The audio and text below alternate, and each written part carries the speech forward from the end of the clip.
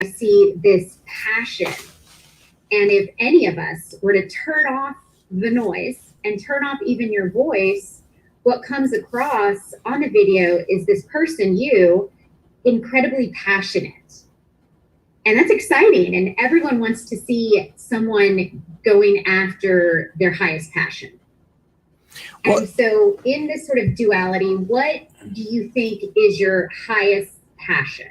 Well, and going back into going back to school, again, and I mentioned local politics because I've never even dreamed about being in the political world whatsoever.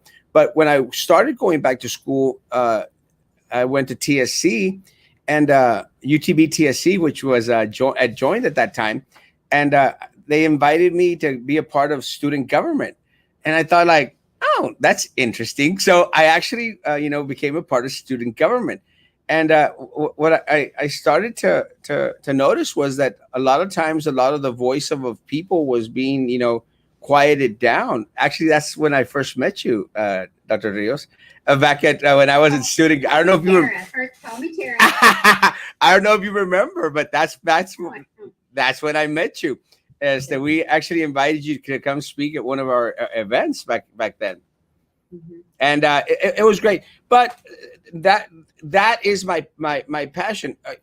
I want everyone to have a voice. I want everyone to be able to express themselves. We don't always have to agree, but there has to be that dialogue. That has to be that discussion. With discussion comes knowledge.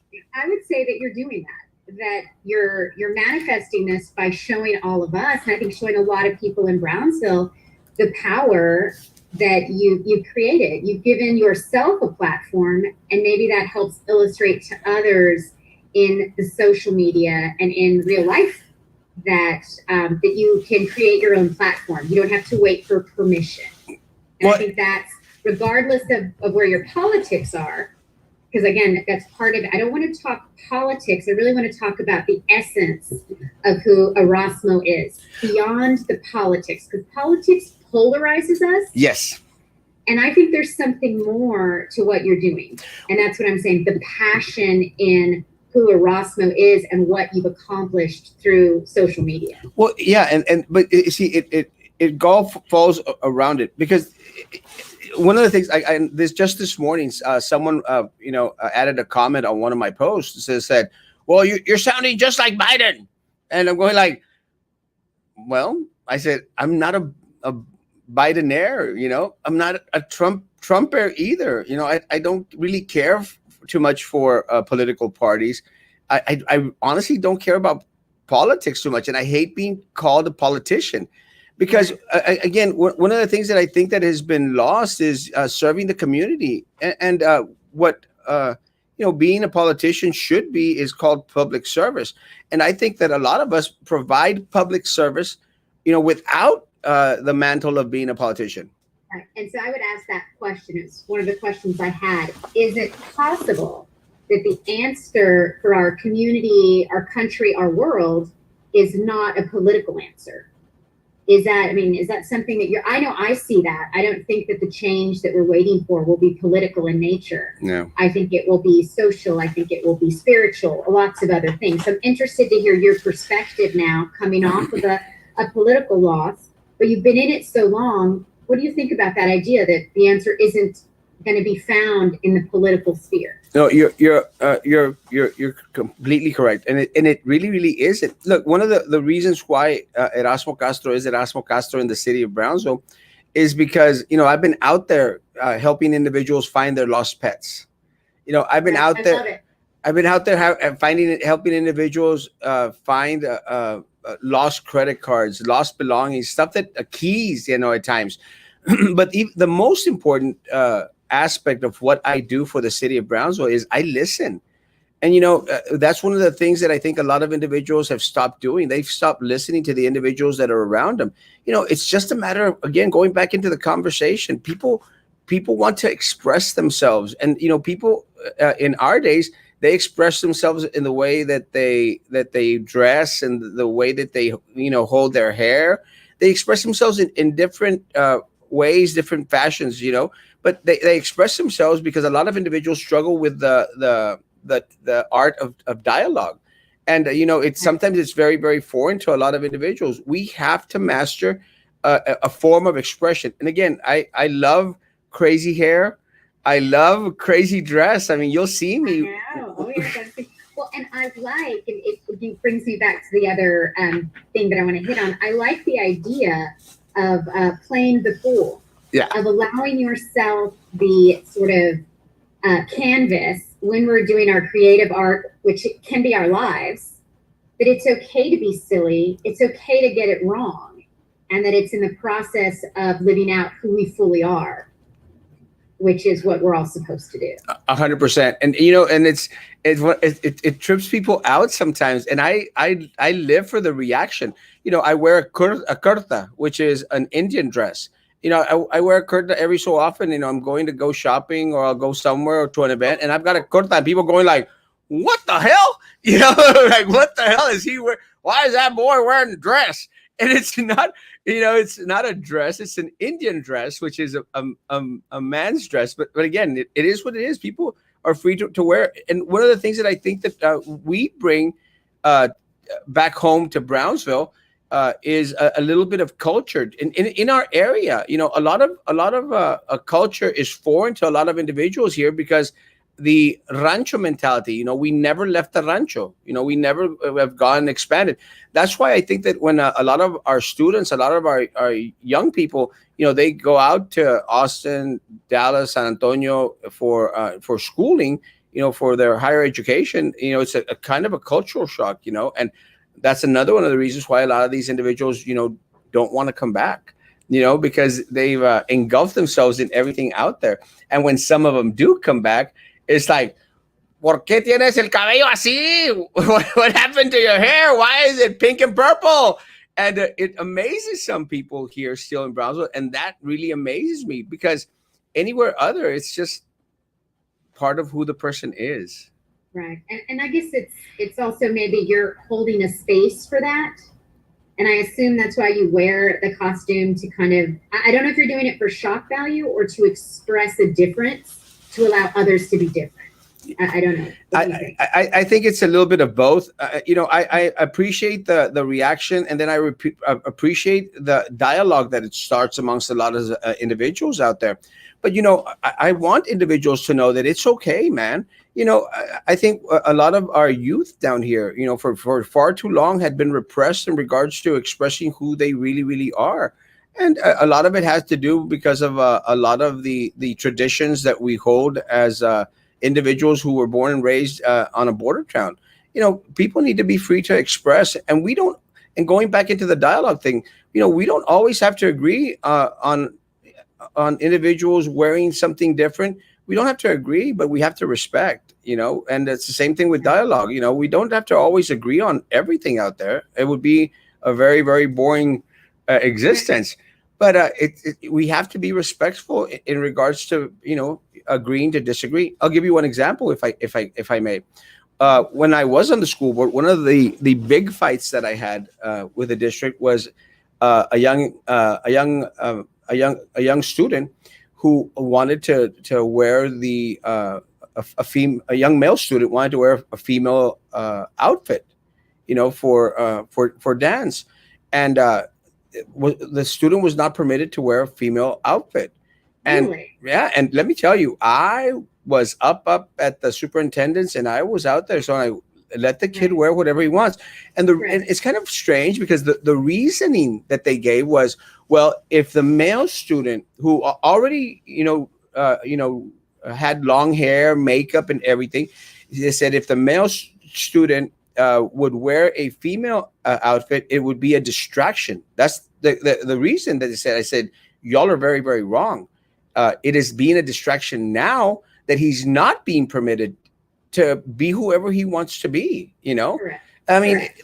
they have to have that right, and students need to feel that they're supportive. Not only, it's very, very hard for students to be different.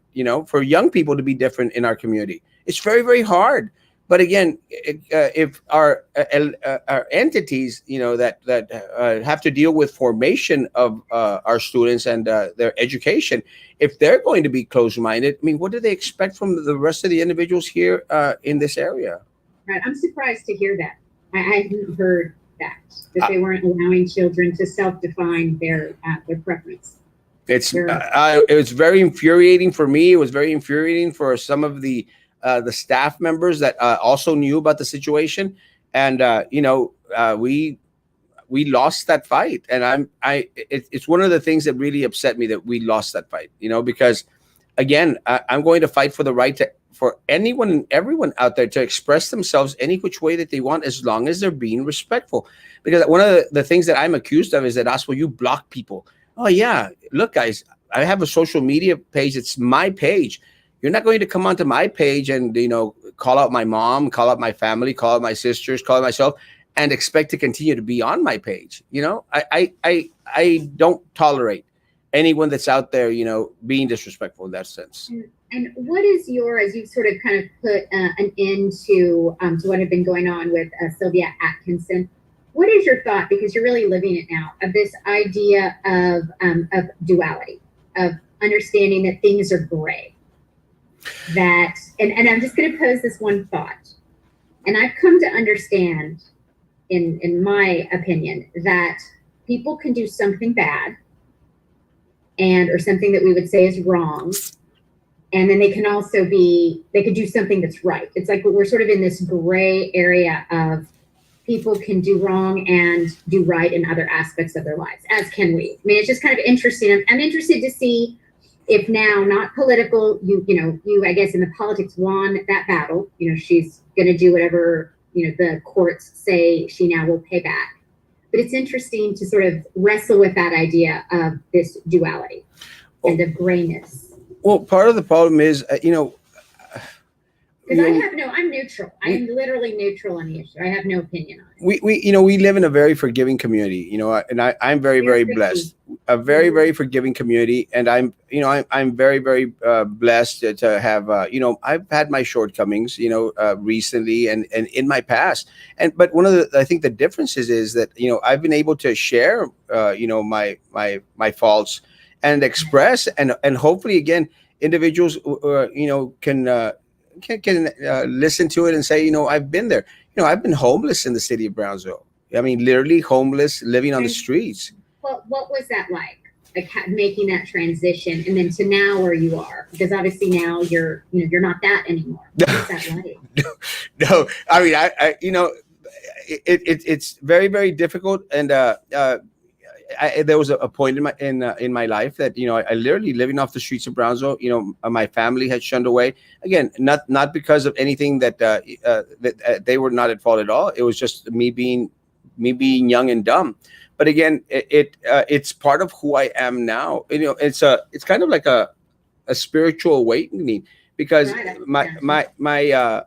my faith is the one that gives me that balance. And I mentioned that to individuals.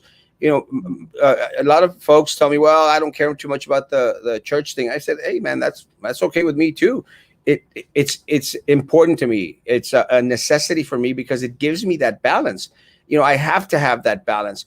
But I want, one of the things that I want individuals to know is that I will always be transparent as is humanly possible in regards to anything to deal with me. One of the things that I recently had. Yeah, that actually does come across. It feels, when I'm watching you and talking to you even right now, that it's authentic. Yeah. Well, one of the things, Tara, is that, one of the things I had a DWI last year. And one of the things that, my attorneys mentioned, they said, it could get expunged. I said, I don't want it expunged. I want it there. I want people to know. It's not going away anywhere. It was there. It happened, and I want to have the opportunity to move forward. And because we do live in a very, very forgiving community. Yeah. I always say that Brownsville loves the underdog. Yes. Brownsville, they root for you. And I think it's the border mentality.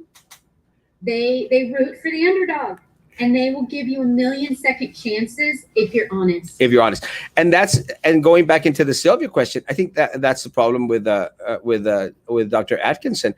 I think that's where she failed the community. Look, I've had my fights with Dr. Sylvia Atkinson since even before she became an elected official, and before I became an elected official.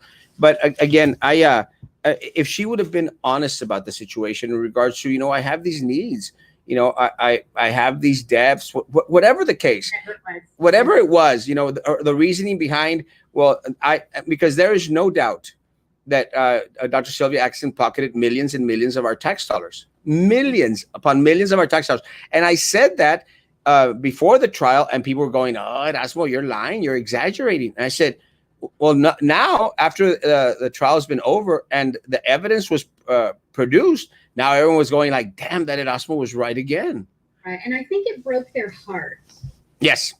If I'm honest, I think that it broke a lot of people's hearts. Yes. They didn't want it to be true. They saw the good of her. Yes. And it like really hurt them.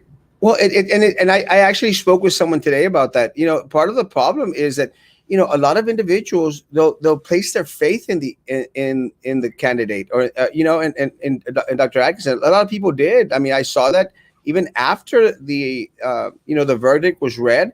A lot of people were out there like, well, it's not true. It's not true. And again, I completely understand. My heart goes out to everyone, her family especially, really, her family especially.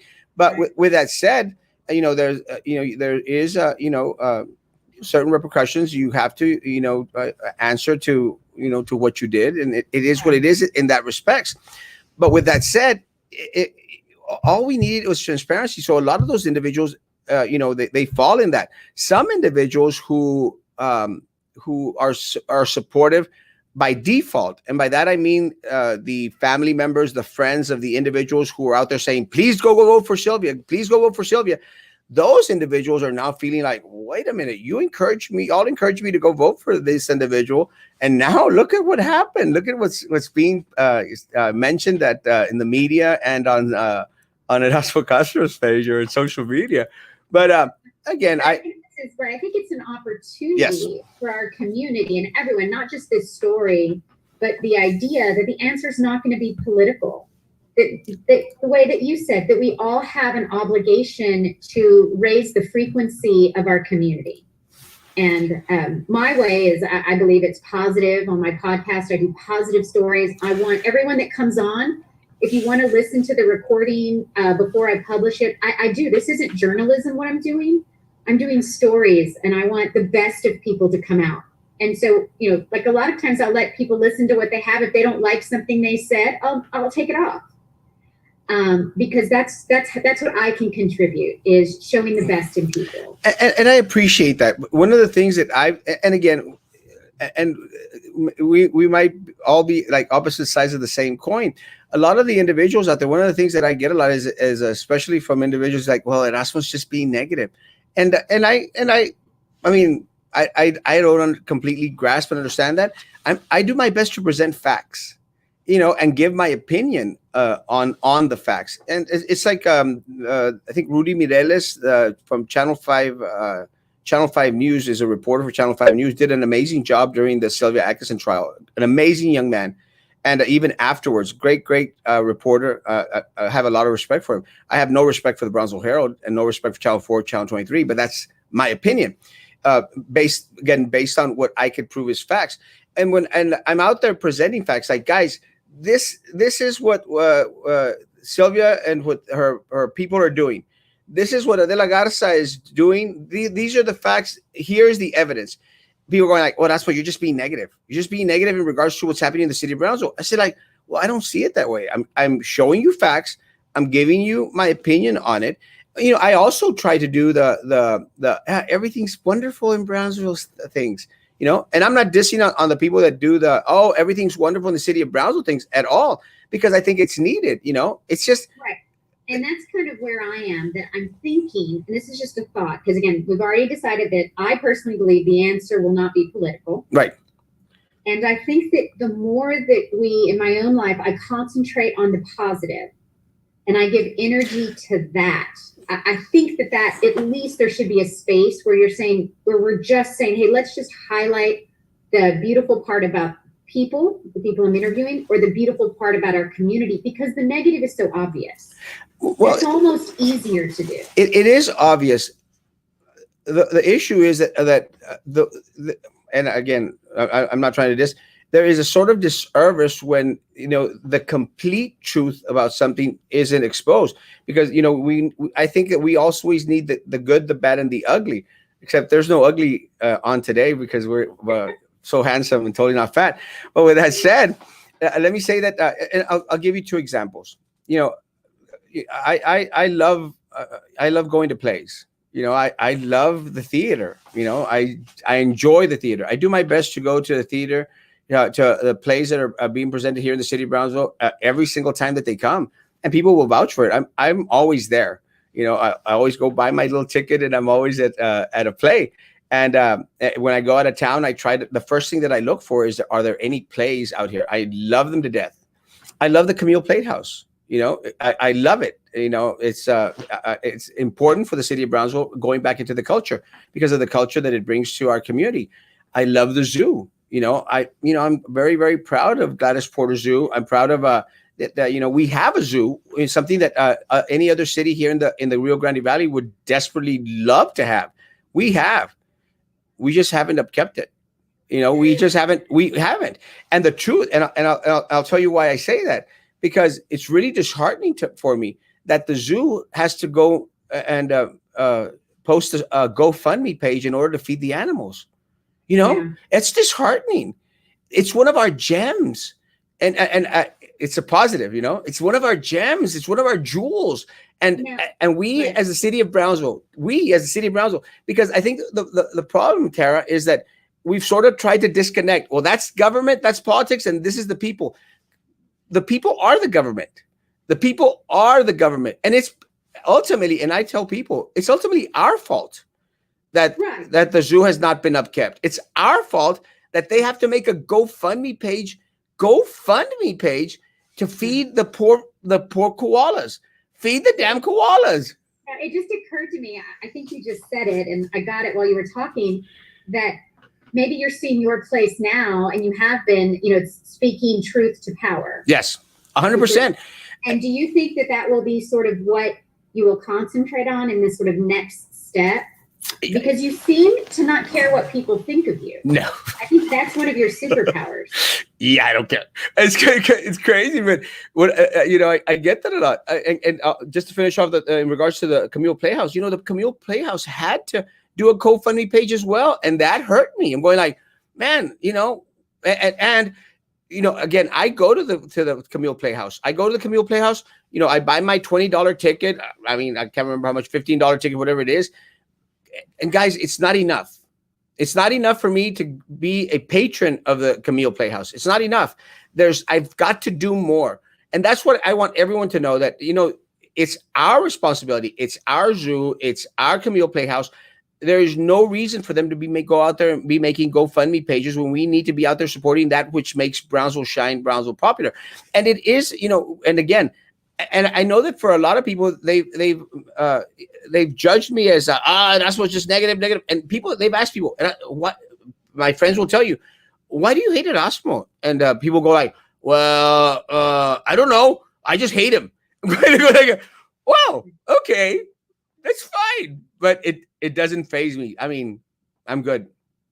But you think that will be sort of the next progression of what you'll choose to do, is to continue to speak your truth, or try to speak truth to political power? I mean, I'm just interested. Let me say that one of the things that I'm very, very proud of, is the number of individuals who are now woke.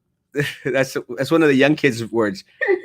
And though he's woke, I think a lot of more individuals, because of social media and because of podcasts and because of the technology that we have now, a lot more people are more awake in regards to what's happening, because now information is provided to them on the flash. And again, individuals could search for anything. And that's one of the things that I tell my viewership. I said, guys, I mean, you don't have to believe everything that I say. Research. If you're concerned in regards to why every single time that you as a parent have to go sell chocolates door to door, because the school district is telling you there's no money. And if you're concerned about that, like, well, wait a minute, what about all our tax dollars? What about everything else that we have to do? What about the school district spending $40,000 on a recount for a board member? If there's no money to send your son or daughter to South Padre Island for an oceanography lesson, but there is money for politicians to continue to line their pockets or continue to have recounts where there should never have been one. And again, I think this information is opening up a lot of eyes with a lot of individuals, because I felt that a lot of more supporters have come on board and said, "Man, this guy is right." What do you think your new passion will be? I mean, I assume you appear to be very passionate about Brownsville. That seems to, and the education system. Do you think you'll continue that? Will you become passionate about, the Camille Playhouse? I'm just kind of interested in what you think your highest passion is. I think, I'm not. One of the things I got a couple of messages these past couple of days saying, "Erasmo, are you leaving? Why are you leaving? Why are you going to stop doing what you do?" And I said, "No, I don't know why individuals got that idea. I'm going nowhere. I love our school district. I loved it before being a board member. I grew passionately in love with it while a board member. So I'm going to continue to fight for our staff out there, our students out there, for the young kids here in the city of Brownsville. Because one of the things that hurts me about our politicians, our elected officials, one of the things that hurts me is that they're stealing our children's inheritance. They're literally stealing and pocketing our children's inheritance. And I say that again, and a lot of people say, "Well, it's the same thing everywhere else." Yeah, we don't live everywhere else. We live here. We live here. Right. And I'm going to pull you in another direction because it just occurred to me. I was at the seamstress in Brownsville, and I saw masks with your likeness, your face on the wall. So I'm interested to know what that is about, because that is very I don't know. You're like an icon. I was like, what the heck is Erasmo's face doing on a mask at my seamstress? Well, it's kind of funny, but what's up with that? How did that happen? It's amazing, but my face is on cups, is on T-shirts, is on, and this is sometimes individuals will ask. They say, "Erasmo, is it okay if we use your face, your name on something?" And I say, "Of course." Again, there's no trademark. I'm not going to go out there and sue anyone. But for some reason, again, it's very amazing, and I'm very, very grateful. But everywhere I go in the city of Brownsville, I get the triple take. Like, that is Erasmo Castro, and I hear that's Erasmo, and I hear it in the background, and I'm very, very humbled by it. But yes, for some reason, individuals are fascinated with Erasmo Castro, and that's okay. That's great. It's very, very flattering. But there are a lot of products out there. I'll tell you one funny story, real quick, if I could. There's a meme that was made of me one time that I fell asleep at Whataburger, and this meme, the picture was made into a meme. This meme, what it said was, when my mom tells me to go wash the dishes, and I'm asleep at whatever, pretend to be asleep. But that meme, let me tell you, Tara, that meme was shared over 275,000 times. 275,000 times last time I checked, which was a year ago.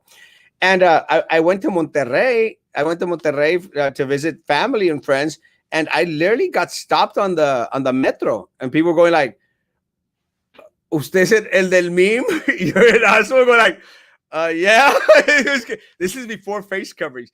But one of the things here in Brownsville is, one of the students was graduating from Pace, and one of the students from Pace sends me an inbox. "Mr. Castro, how you doing?" I said, "I'm doing well." They said, "Sir, do you mind if we would decorate our graduation cap with your picture when you're asleep?" And I said, No, of course I don't mind. Thank you. It's an honor. And they sent me the picture. And really, it says, I will never fall asleep on my dreams or something, or fall asleep on my goal. And let me say, for me, it was an honor, and I told him, thank you so much. But and that goes back into nothing really phases me in those respects. Something that maybe some other individual would take as it isn't, but it has become well known. Do you think that part of that being kind of open to being silly and riding around on your scooter, little motor scooter comes from your life experience, where I'd imagine being homeless was very emotionally and it was hard on the ego, and then you come around and then now it's just kind of fun. You can be fully who you are and laugh at yourself. Well, it's for a lot of people who don't know. A lot of people just don't know. A lot of people don't know that I'm an introvert. I like being isolated. I like to be. That's why when everyone's going like, "Oh, quarantine," I'm going like, "It's just another day for me." I love my quiet time. I love my private time, my alone time, and I don't mind doing the public thing. And again, I get a lot of great response when I go do the public thing. And that's one of the things that I think a lot of the elected officials here, they really, really freak out on, because we had an event at Veterans High School, and it was a great event. It was to celebrate something, and our state representatives were there. Our state senator was there, different politicians, and I was there, and they were announcing everyone. And okay, the senator, the state representative, and the other state representative, and the mayor, and then Erasmo Castro, and it like exploded. And they were all freaking out. But I get that response. But again, I think the difference, Tara, is that kids are woke. Kids are woke. They're a little bit more woke than adults because of technology again. And one of the things that I feel about our young kids is that they are woke in the sense that they know when someone's being genuine. They know when someone's being fake. Right. And that's why I choose not to interview a politician. Again, being an ex-politician myself, I know that you can't speak with the same sort of regard or disregard as a private citizen. Politicians, in my experience, speak carefully, and I think that when you're not running for anything and you're not a politician, you, by just those two things, can be more honest and more authentic, which is why I don't get involved in politics anymore, and I don't interview them. I want to talk to real people, good or bad, and just kind of let it all hang out in the true space. Well, I think that's one of the things why I don't consider myself a politician, even when I'm running. And Tara, you are. You're running. You're a politician. Well, let me say this in this respect, because I understand exactly what you're saying. I never measure myself in regards to what I say. I speak freely when I'm running and when I'm not running. And but people have a motive when they're running. And if yours want to be, everyone does. And so if you're running for something, that's why I won't interview people that are running. I want someone to just speak and let the chips fall where they may, without wanting something. If you're running, you want something. You want the position. Well, I still want the positions. There's a couple positions that I'm very, very interested in, but I'm not going to change who I am. I'm not going to change my talk. I'm not going to. And look, I had some people that say, tell me, Erasmo, if you keep calling the people from Southmost who voted for something that they shouldn't have voted, if you keep on calling them stupid, you're not going to get their vote. I said, I don't care if I get their vote or not. And I think that's what differentiates me from a lot of individuals. I'm going to continue to speak my mind. I'm going to give my opinion in regards to anything out there. Because I think individuals I believe that individuals are now getting tired. And again, I'm not a Trumper, but I think that's one of the reasons why Trump was very successful in his 2016 race, because the guy you don't like a lot of stuff that he says. I just think that the arena personally is too heavy. It is.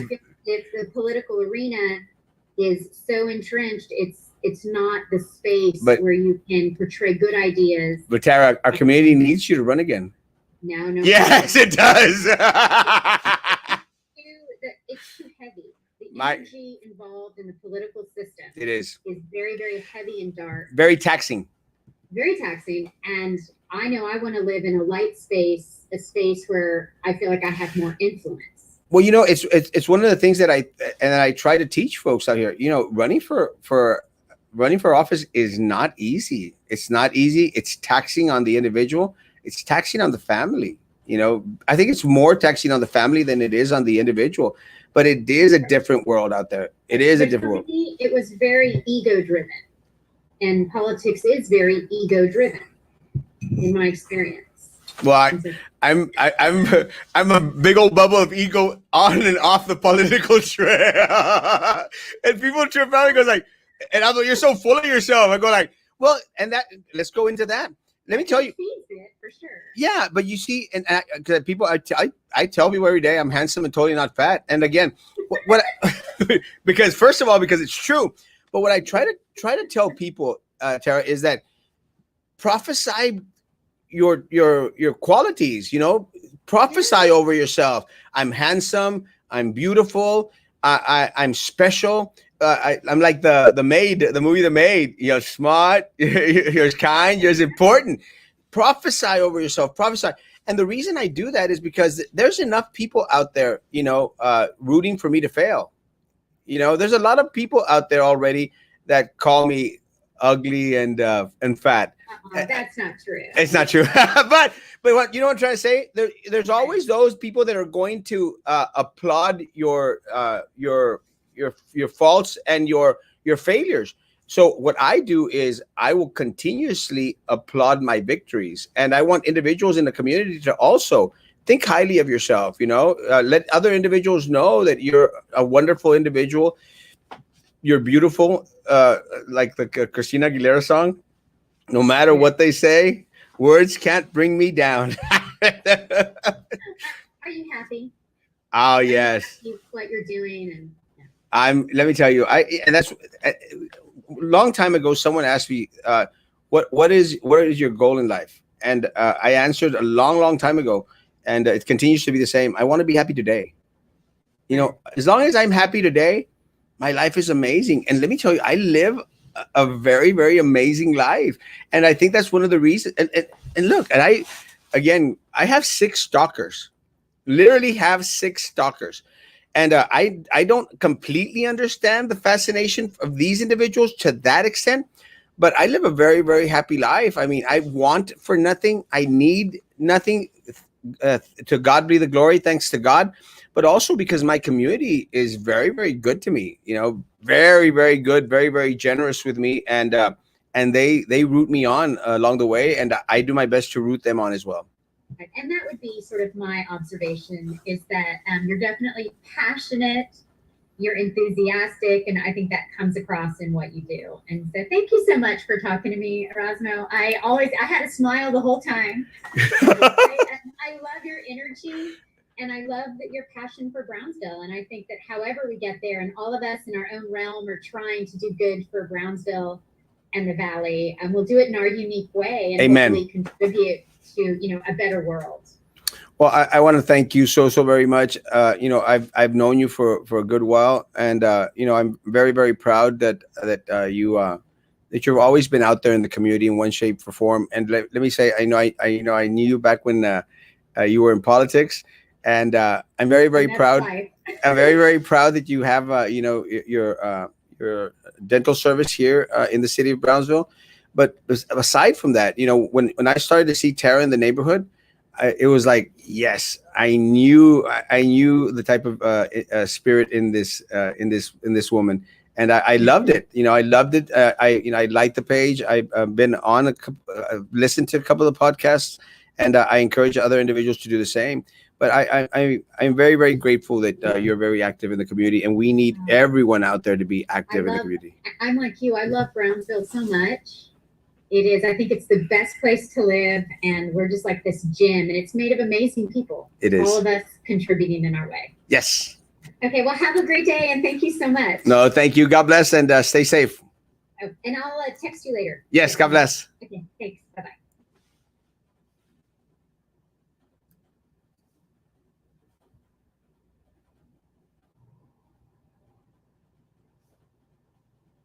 Yes, I am still. Oh my gosh, Seth.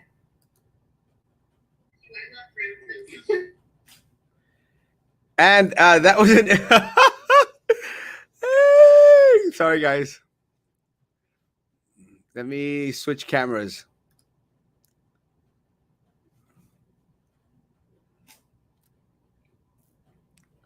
Guys, thank you all for your patience so very, very much.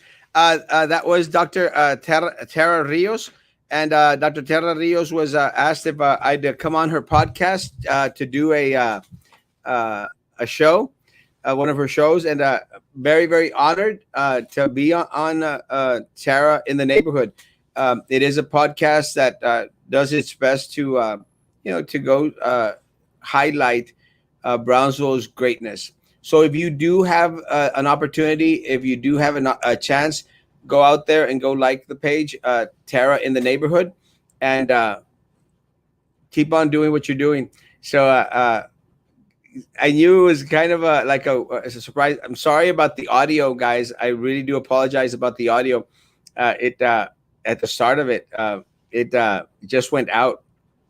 But what happens is if I take myself off the picture, which I tried to do, is to only leave the main screen, then you can't hear. That's why I had to be on there on the side. Just the way technology is. Guys, have a great lunch. I'm accepting lunch invites. I actually have a wedding at 2. I have a wedding at 2 o'clock, but after 2 o'clock, guys, after 2:45, I'm available for late lunch. We'll be on the show tonight. I think Joe Valdez might be on tonight, so we'll see what happens. God bless. Take care. We'll see you in a little bit. Tonight, 9 o'clock. Adios, compadres.